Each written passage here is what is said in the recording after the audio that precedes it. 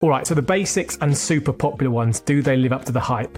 Rich Dad Poor Dad by Robert Kiyosaki sold around 40 million copies apparently, and it's really a simple story about two different dads, as he puts it, showing how wealthy people act and best ways to actually get rich and then stay rich too. And I can easily see why the book's done really well, because even though it might seem basic, again, none of us get told the key principles when we're young unless we're really, really lucky. So basic lessons like explaining the difference between assets and liabilities, why some people waste all of their time looking rich by buying fancy cars and getting huge mortgages and big houses, but actually end up pretty poor, and those who are actually wealthy spend their money on assets and things that actually produce income, cash flows, and increase in value over time. All of the concepts sound really basic, but they're so important to understand, and I can definitely relate to a lot of the stories when I was younger, when I would get nice commission paychecks from my job in sales.